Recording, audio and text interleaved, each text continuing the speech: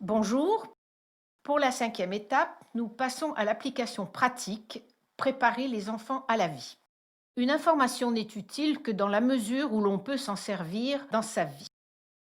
Les livres contiennent une énorme quantité d'informations et d'idées, mais ce ne sont que des mots sur du papier.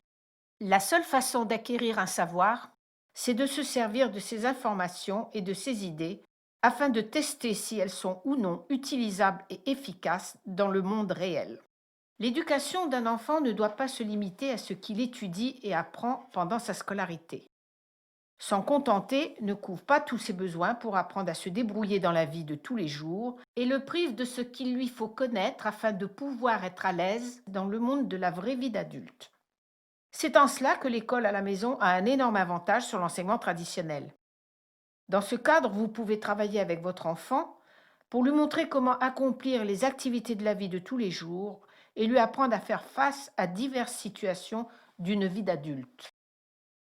Peu importe à quel point ces tâches vous semblent ordinaires, mais lorsqu'un enfant atteint finalement ses 18 ans et devient légalement adulte, il ne va pas miraculeusement savoir faire une machine de linge, préparer un repas, recoudre un bouton à sa chemise, faire un plein d'essence, déboucher un évier ou gérer ses finances.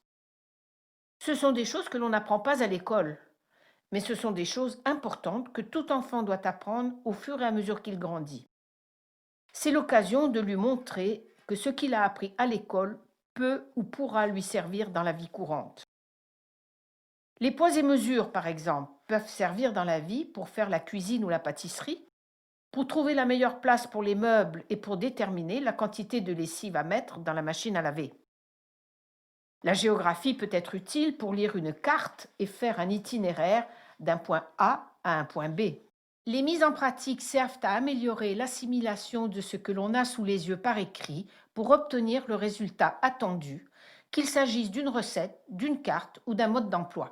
Se frotter au monde réel et effectuer les tâches de la vie courante non seulement donne l'occasion à l'enfant d'augmenter sa capacité à y faire face avec aisance et à bien les exécuter, mais lui donne aussi l'envie de s'appuyer en toute confiance sur ses acquis pour augmenter ses connaissances et sa capacité à en effectuer davantage.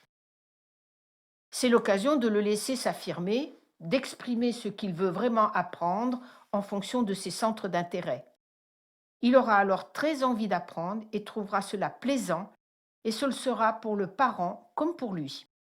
C'est le moyen, si vous le laissez s'exercer et faire ses expériences, de l'aider à devenir plus capable et à être mieux préparé à ce qu'il aura besoin de faire à l'avenir. C'est aussi l'occasion de partager avec lui vos connaissances, vos intérêts et votre enthousiasme en lui permettant de participer à vos projets tout en lui faisant la classe. Le but d'un enfant est de devenir adulte. Il voit en vous, ses parents, l'exemple de ce qu'est un adulte et il va vous imiter vos valeurs et vos actions et travailler dur pour acquérir pour lui-même ces mêmes qualités et compétences. Profitez de cette occasion, puisque par la force des choses, vous êtes son enseignant, pour être son modèle, sa référence, et pour lui montrer comment il peut, lui aussi, apprendre à devenir le meilleur adulte possible. L'enseignement est bien plus que la simple transmission de connaissances fixées par un programme. Enseigner doit éveiller et entretenir le désir d'apprendre chez chaque élève. Le meilleur des enseignants. Toutes nos félicitations. Vous possédez maintenant les outils de base dont vous avez besoin pour être un excellent enseignant pour votre enfant. Cela n'ira probablement pas sans mal au début, mais si vous utilisez ce que vous avez appris dans cette série de conseils pratiques, vous serez mieux préparé à gérer les difficultés, à les surmonter de manière positive et productive et à aller de l'avant. Si parfois le découragement vous gagne, vous pouvez parier que c'est aussi le cas pour votre enfant. Donc, si nécessaire, faites une petite pause pour vous ressaisir puis unir de nouveau vos efforts. Lorsque vous vous y remettez, n'oubliez pas de rétablir votre affinité, votre réalité et votre communication à un niveau élevé. Si vous devenez sérieux et grave, le cours sera moins agréable et semblera plus difficile. Comme pour nos enfants, il nous faut de la pratique pour nous améliorer. D'ailleurs, nous disons, c'est en forgeant qu'on devient forgeron. Ça ne vient pas du premier coup. N'hésitez donc pas à réviser et visionner à nouveau, quand vous en sentez le besoin, l'une ou l'autre des parties de ces conseils. Il est également important de réaliser que les obstacles les plus courants rencontrés en cours d'études peuvent se manifester par de la colère, de la contrariété, des cris, des pleurs et toute une série d'autres manifestations.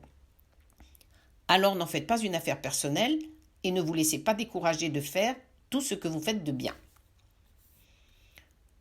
En tant que parent, vous avez été et vous serez toujours le meilleur enseignant que votre enfant puisse avoir.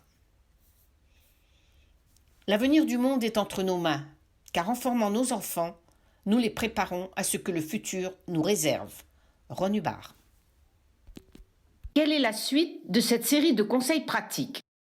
Maintenant que vous disposez des bases qui vont vous permettre d'être le meilleur enseignant possible pour votre enfant, nous vous recommandons de vous procurer l'un des livres publiés par Applied Scholastics. Vous y trouverez la technologie de l'étude présentée de manière plus détaillée, ainsi que des exercices pour la mettre en pratique.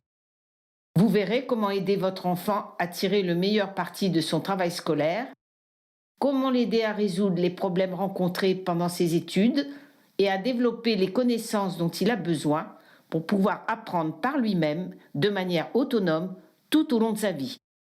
Vous pouvez trouver ces livres sur Internet en tapant simplement le titre du livre que vous souhaitez acquérir, suivi du nom Applied Scholastics. Il en existe 3.